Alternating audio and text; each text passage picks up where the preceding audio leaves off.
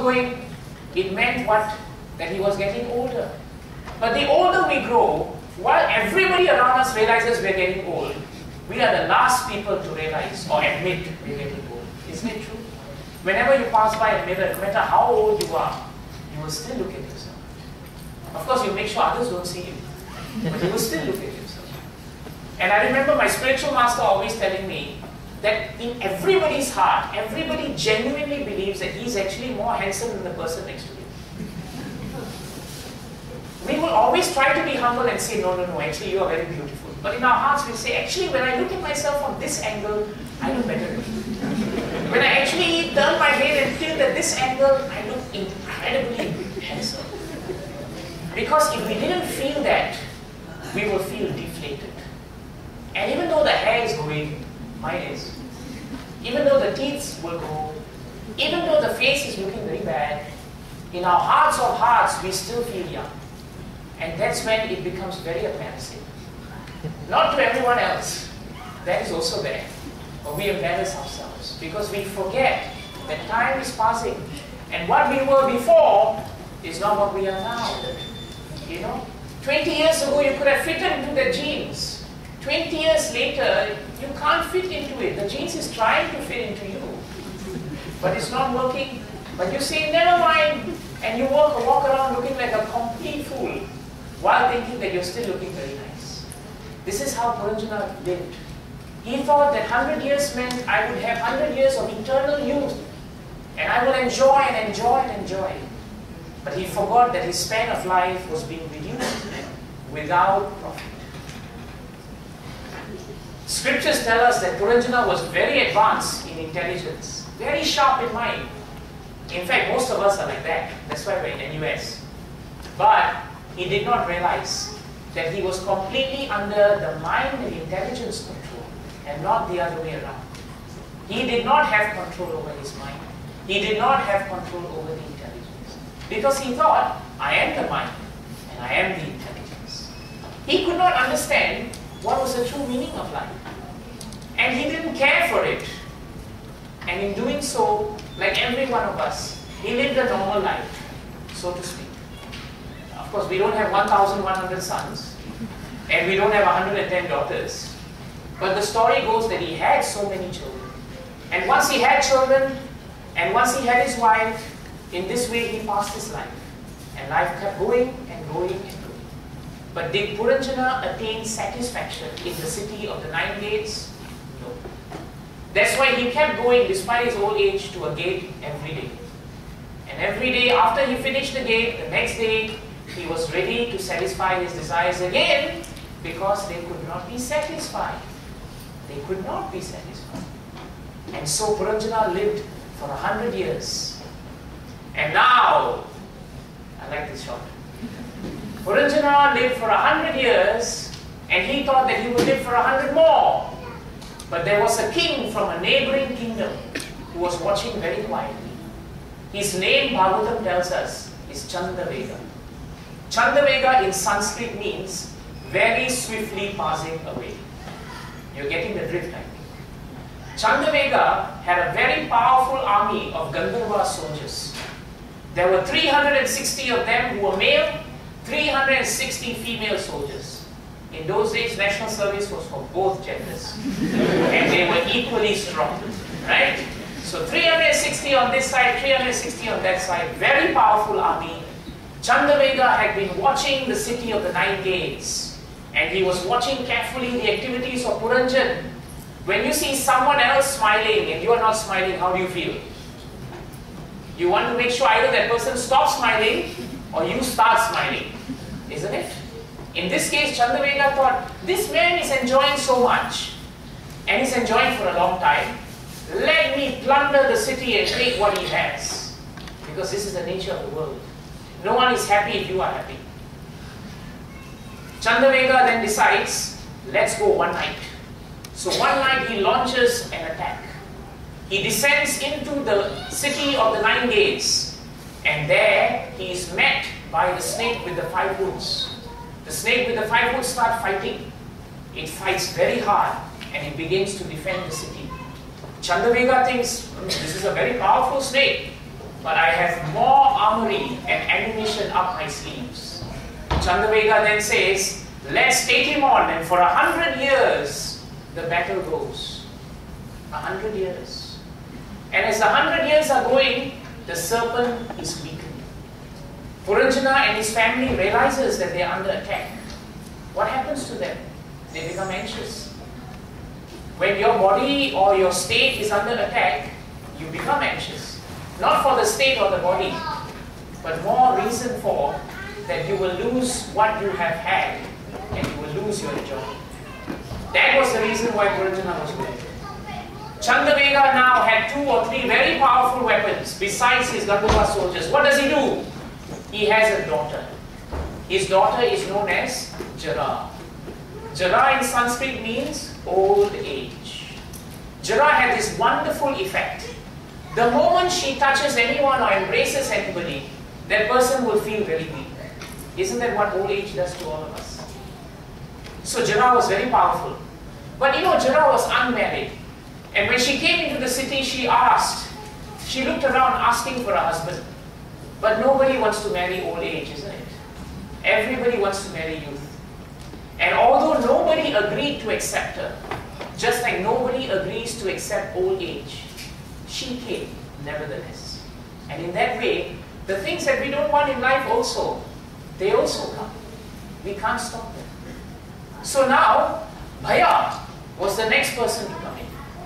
Because what happened was, she was looking around and she saw a person whom she became very attracted to. And that person was another king. And the king's name was Bhaya. Bhaya in Sanskrit simply means fear.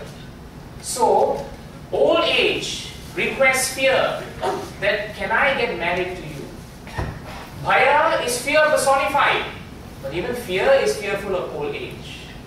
So Bhaya says, no thank you Jara. I don't want to marry you, but I have a brother. My brother's name is Brajval. And his name is the meaning. The meaning is very important. The meaning of his name is the high fever that comes to us at the point of death. The point when the temperatures of the body reaches very high before we leave this body. So Bhaya introduced Jara to his brother. Yes, to his brother. And they get married. Now that the formalities are over, they look to the city and Chandavega now attacks. Jara walks into the city. All the inhabitants become weak. When Bhaya walks behind her, all the inhabitants of the city, what happens to them? They become fearful and anxious. And at that point of time, when this high fever arrives into the city, the great snake was defending the city is now set on fire because of the high temperatures. And when you set a snake on fire, the snake runs out from the snake hole. And in the same way, the snake abandoned the city. And when he abandoned the city, Puranjana became very, very upset. Jara came up to Puranjana's palace. She finds him and she embraces him. This is one embrace Puranjana does not want, but he has to accept. And he accepts the embrace, and when that embrace comes, Puranjana loses his beauty. He loses his perpetual propensity to enjoy. He loses the power of his youth. He loses the power of his enjoyment. And he's conquered beyond his liking. He's conquered favorably, forcibly. What happens now? Puranjana is at deathbed. But even at his deathbed, the story says, he still cannot stop thinking about what happens to my wife and my family members. It is natural.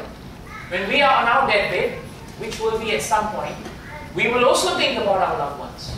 And that's what Puranjana did. And all he could think about was his relatives, his friends, and all the things that he had kept for so long that was precious to him. But guess what? The story tells us that Puranjana found that his wife, his family, his relatives, they had become cold and indifferent to him.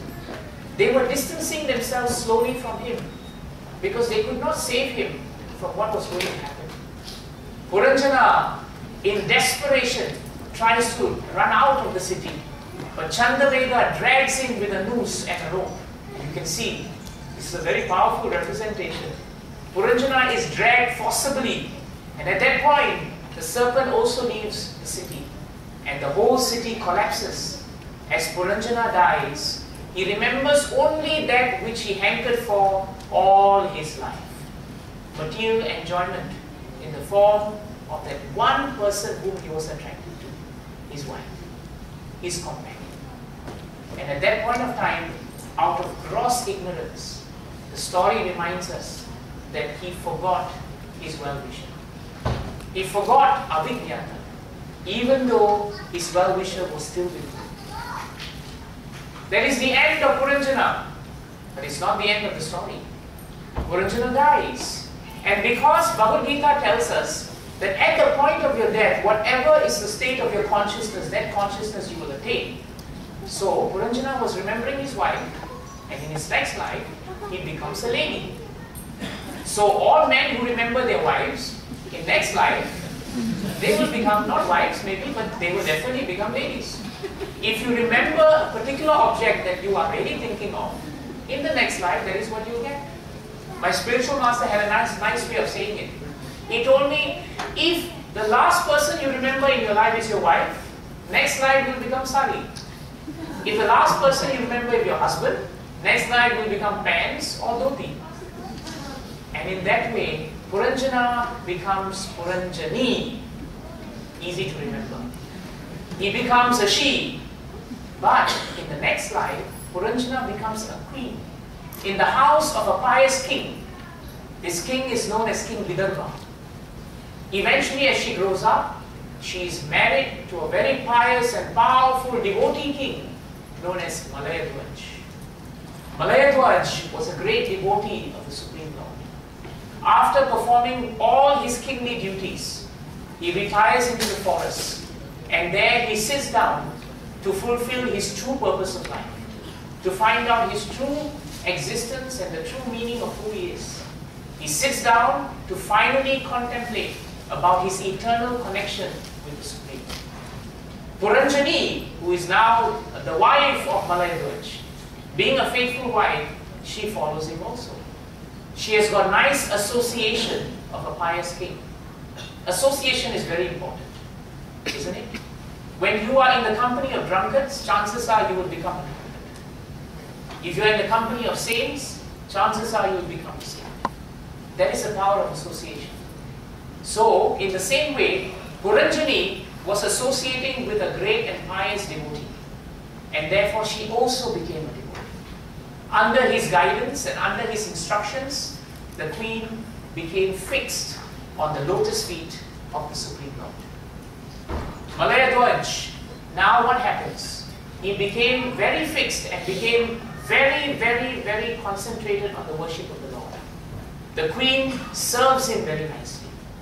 And before they leave for the forest, they have 7 sons who are very pious, and they have 1 daughter, which very interestingly is described as one who has very black eyes and single in vision. This all sounds very mysterious, but they will become very clear in a while. After having children and settling all their family affairs, king and queen retire to the forest. There, with great austerity and devotion, Malayadhwaj leaves his body and he dies. And when he dies, the queen remains engaged in service, but she is now alone. Alone in the forest. If you were left alone in the forest and your husband or wife had left you, what would you do? That's what the queen did. She began to lament. She began to cry. And she felt separation from her husband. As she was crying, someone comes into the jungle. A Brahmana. Right? A very pious looking person walks into the jungle. And the story goes that he comes up to her and he asks her this question. My dear friend, do you not recognize who I am? Why are you crying here? Whose wife, whose daughter are you? Who were you previously? It appears as if you are lamenting for a dead body. But what is the point of lamenting for that which is not there? Don't you recognize who I am? Don't you know that I am your eternal friend? Don't you know that life after life I have been there with you? But because you are so caught up with everything and anything which is temporary, you have never ever actually looked to me. Instead, you have ignored me. Now, the Brahmana gives very wonderful advice as the voice of the super soul in the heart of the queen. What does he say? He says that even though you cannot recognize me, even though you can't recognize and remember that in the past you had an intimate friend, I remember you. Unfortunately, you gave up my company because I was not useful for your sense enjoyment. Because you wanted everything that was temporary, and in doing so, you became deceived and you became dead. You lived in a city in your previous life. That city had 9 gates. It had 5 gardens. It had 1 protector. It had 3 apartments. It had 6 families. It had 5 stores, 5 material elements, and 1 woman who was the lord of the house. And now, this Brahmana goes on to explain to Puranjana what was his previous life. He says, my dear friend, the 5 gardens are the 5 objects of your sense enjoyment. The protector, the serpent, is actually your life air. It passes through the 9 gates. The 3 apartments that I spoke about is actually none other than fire, water, and earth. And the 6 families that I spoke about are the total of your mind and your 5 senses. The 5 stories, the 5 stores, they are your working organs. They transact business through the combined forces of the 5 elements which are internal. And behind all these activities is the soul. And that is who you really are. And now, Puranjana is told by this great friend, actually, you are not the daughter of the king. Nor are you this particular man who was in his last life known as Puranjana. Actually, you are not married to this well-wishing husband, because you have had husbands many times. You have had children many times. You have had daughters and sons many times. My dear friend, the only relationship you have is a relationship between you and me. I am the super soul, and you are the individual soul. And as the super soul, I am in your heart. Wherever you go, I am the voice of your conscience. And if I am the voice of your conscience, then it is from me remembrance, memory, and knowledge come. So the $1 million question, which I'm sure you can see a very famous personality pointing his finger at you, is who exactly is Puranjan? Who is he? After this conversation that Puranjan had as Puranjani with this mysterious Brahmana, who is Puranjan? The question is very simple, and the answer is equally simple. Puranjana is actually all of us. That's who he is. The word Puranjan simply means one who inhabits the city known as the body. The body is actually the city of the 9 gates. We all have 9 gates to our body. You have your eyes, your nose, you have your nostrils, you have all your pores, you have your organs of generation, your organs of evacuation. These are all holes. They are all entry points. And through your eyes you enjoy, through your ears you enjoy, through your mouth you enjoy.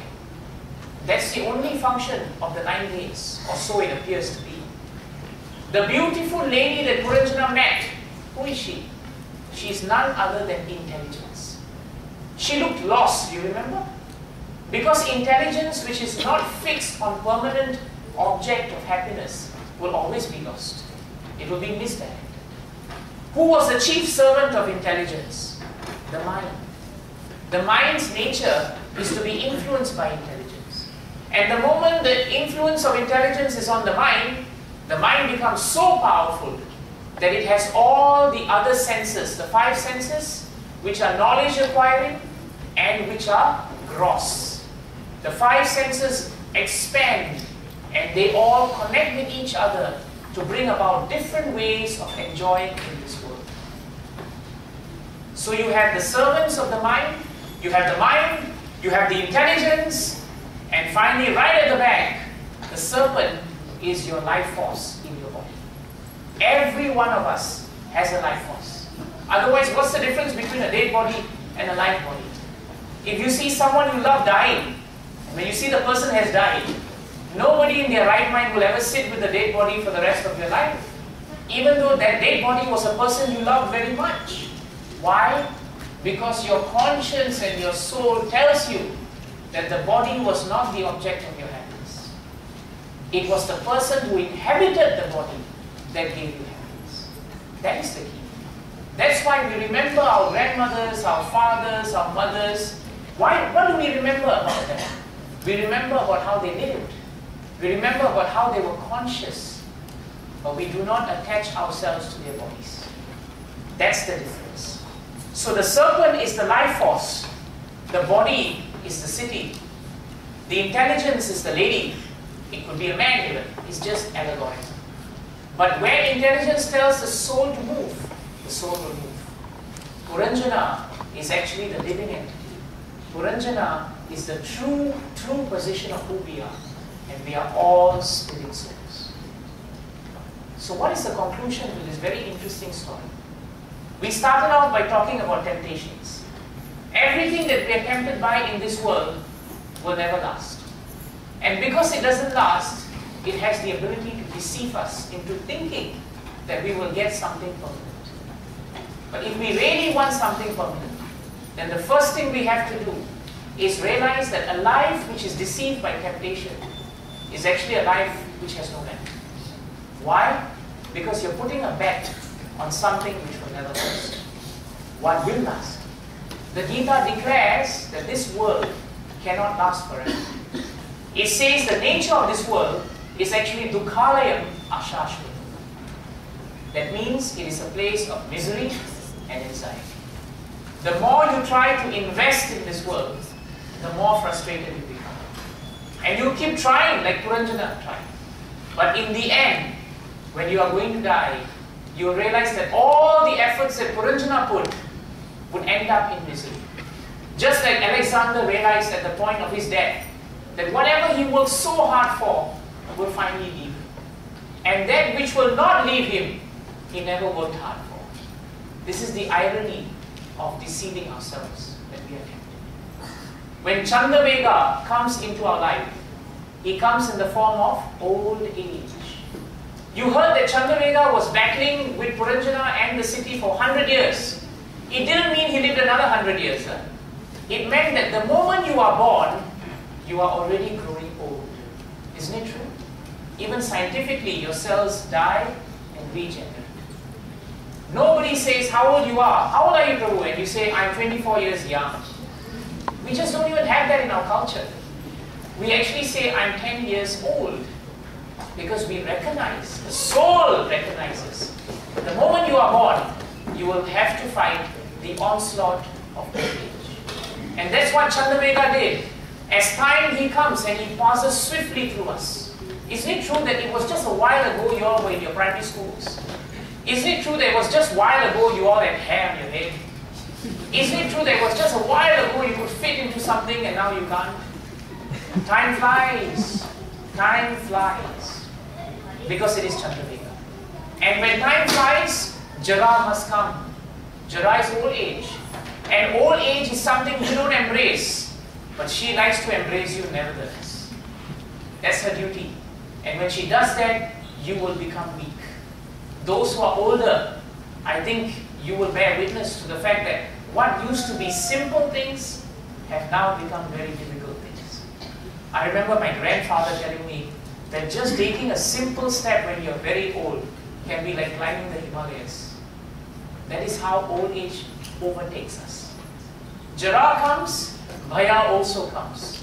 When we grow old, all the enjoyment that we wanted to do is slowly leaving us. It brings fear and anxiety.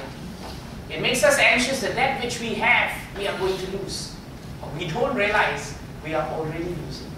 We are already losing.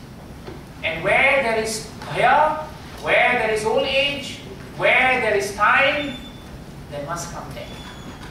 And when death comes, just like Chandravega, if we remember all the things that we wanted, but which were temporary, and if we forgot our well-wisher, the Supreme Lord, then in the next life, we will have to take birth again and go through the same cycle over and over and over. Is that all there is to life? Just doing the same things over and over again? Is this the Russian roulette of life? That one day you are happy, next day you're not, next day you're happy, one day you're not. If you're satisfied with that, then you are utterly deceived. If you're tempted to find out if there's something more, then you have 5 minutes more with me. What shall it be? Well, at this moment, everyone is looking quite alright. So let's conclude what we want to understand from Puranjana. A life deceived by temptation is a life without value. But a life that deceives temptation is a life with value. You realize that Puranjana in his next life was given a chance to find out the true meaning of life. Who gave him that chance? Avijñata, his well-wishing friend. He's the one who provided an opportunity for Puranjana to come into contact with a pious family, to be married to a king who could understand the true purpose of his life. Did Puranjana lose anything by getting married to a king? No. But she did not get attached to the objects which previously she was. She now became attached to the instructions of the king to concentrate on the true purpose of life. And in that way, because her association was good, Puranjana conquered her intelligence and conquered her mind. And therefore, the end result was Avijñata revealed himself to her. And that is the secret to how we can deceive temptation, and not the other way around. When we come in contact with the devotees of the Lord, who remember the Lord and know that there is a purpose of life which is higher than just the temporary nature of the world, then we become like what Puranjana became in the 49. And because he got in association with the devotee, he became purified. And because she became purified, even though the king died, Avijñata came to her rescue to be her companion. That is a very important point for us. The 7 sons of the queen and the king are known as the 7 processes by which we can come out of these temptations. Just like temptations have 6 cousins, the way to come out of temptation is to take up 7 different weapons to defeat the 6 cousins. And what are the 7?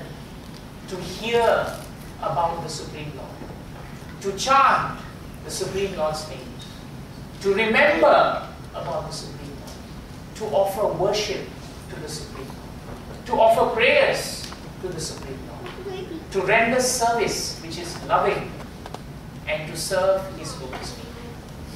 Does it matter that you have to be a Hindu or a Muslim or a Christian? Bhagavad Gita never uses the word Hindu.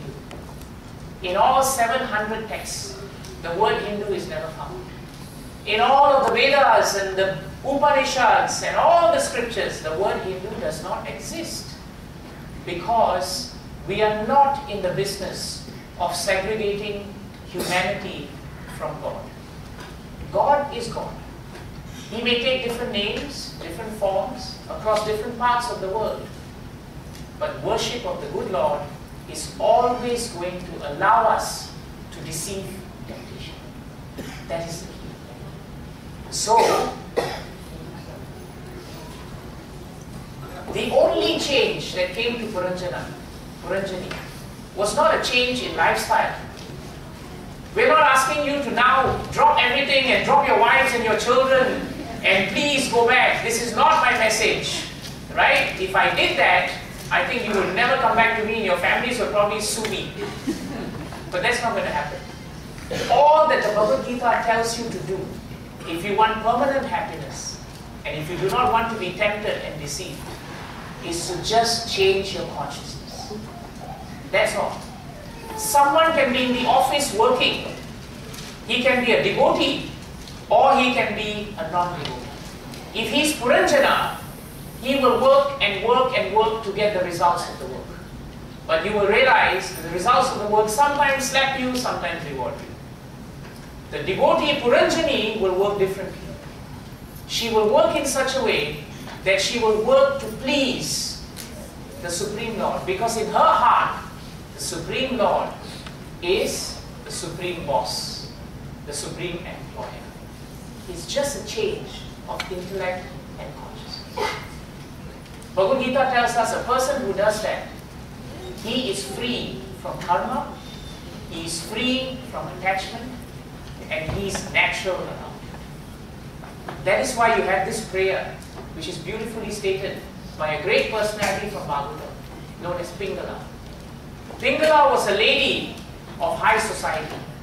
Her business was only to satisfy men. She tried very hard for years and years to gain recognition from all her clients. But at the end of it, when she became old, they all left her. She thought that they were coming to her because she was of value. But when they left her, she realized that the only thing they wanted was something temporary. And therefore she prays at the end of her life that I'm such a fool that I've given up the service of that person who was actually always in my heart. But instead of that, I was running after everything and anything which was never my well-wisher. And instead of getting real happiness, I found I could never satisfy my desire.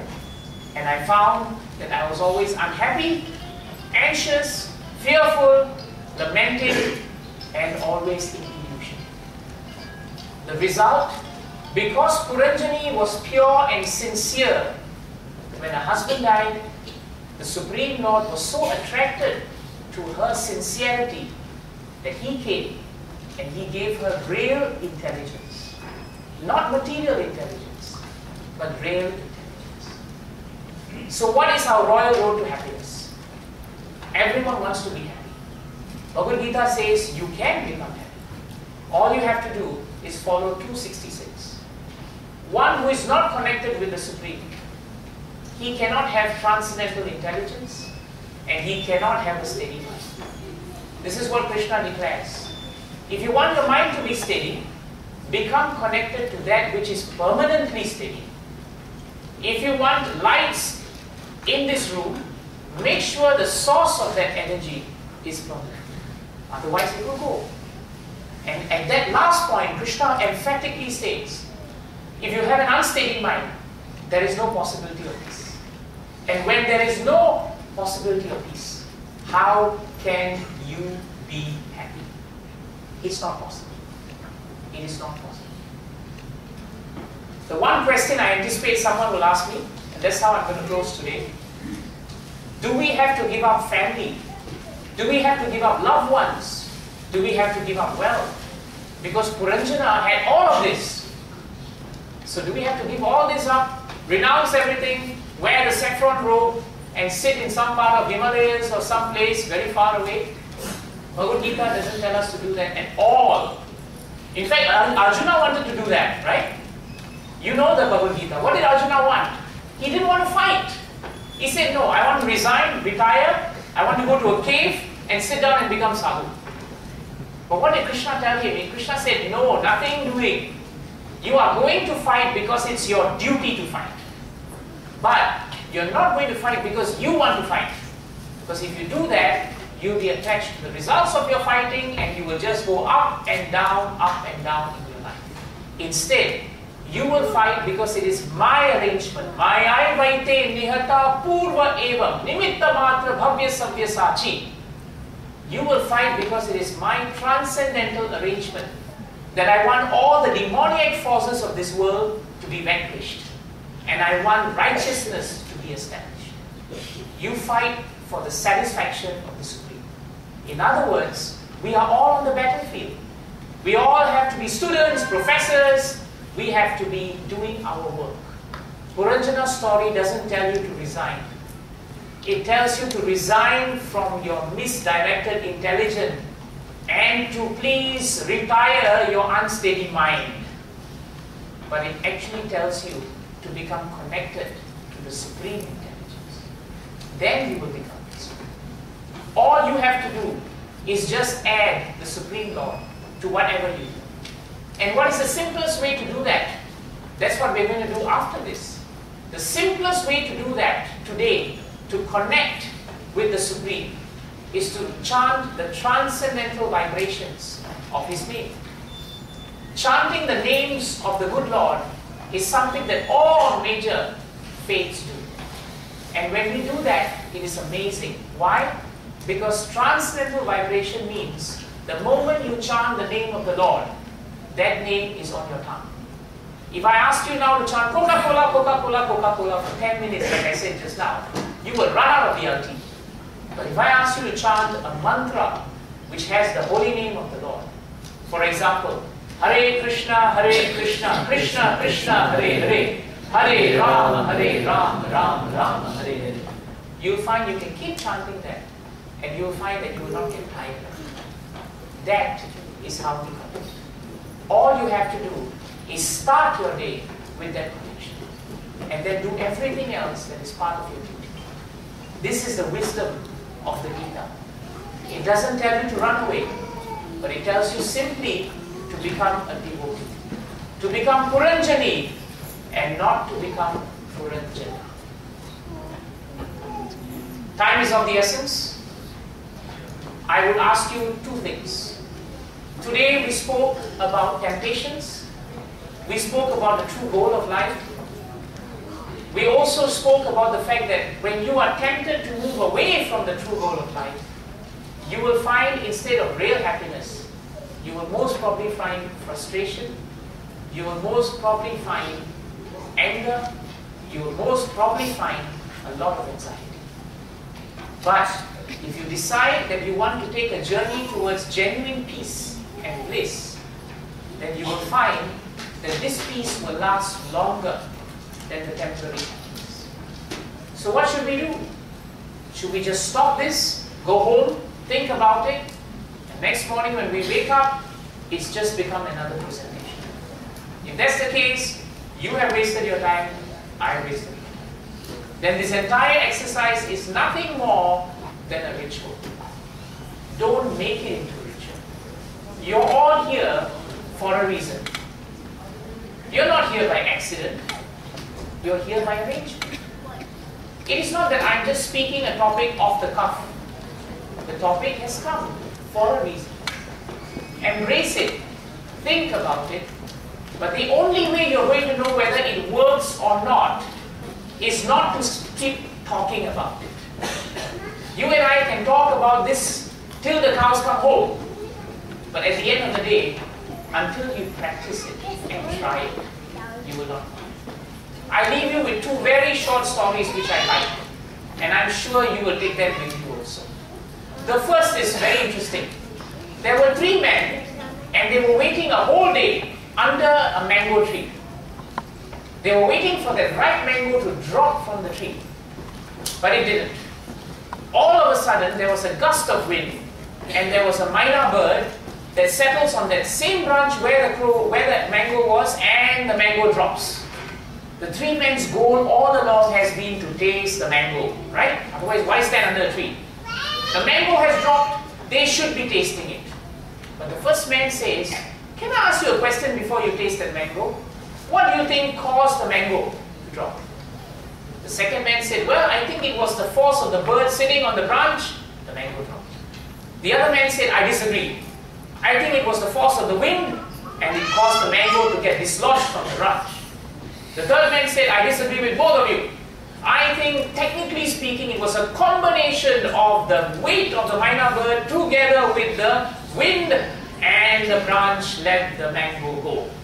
And they went up and down, arguing and arguing about what was probably the right reason. A little boy or a little girl walks across, and she sees a mango on the floor.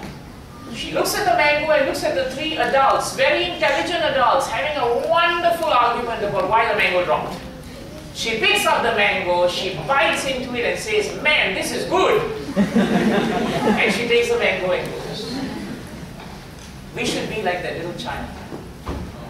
We can argue and argue about why this, why that, when, how, but you will never know how a mango is going to be until you taste it.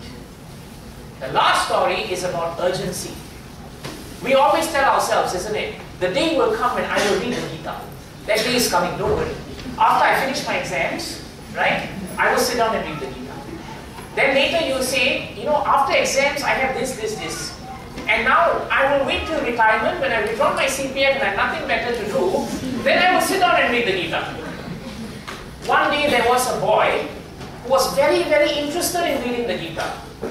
So he comes to this guru and he tells the guru, "Please, my dear sir, can you teach me to read the Gita? Can you teach me how to become connected to Krishna?" And the guru says, very simple. You see this tree here? All you have to do is sit under the tree, open the Gita and start reading it. So he says, all right, I'll do that. So what he does is, he sits down to read the Gita. The guru tells him one thing, whatever you do, only read the Gita, don't do anything else. He says, yeah, that's all I want to do, I only want to read the Gita. So he sits down. He's very simple. He has only one dhoti. He washes it, dries it, gets another, puts on a cowpin, and after that he puts it on. One morning, he gets up and he sees that his dhoti has holes. And he thinks there must be rats around the jungle. And that's why the dhoti has holes. Now, if there are holes, I need to find another dhoti. I have to wash it. I don't have time to read the Gita. I need to read the Gita. So what do? I need to make sure that there are no rats anymore. The best way to take care of the rats is to get a cat. So what does he do? Goes to the marketplace and gets a cat. The cat takes care of the rat. The boy feels, I've got a dhoti, I can sit down and read the Gita. But now the cat, needs to be maintained. So in the nights, the cat is meowing and meowing because it needs milk.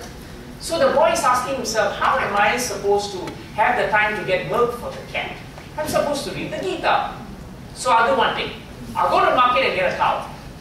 If I keep a cow, I can milk it, and I can get the milk and give it to the cat will take care of the rat, and I can sit down and read the Gita. I will be focused.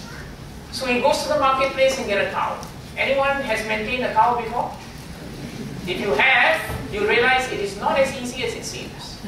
Cows require a lot of love, a lot of care. You can't just, hey, give me milk.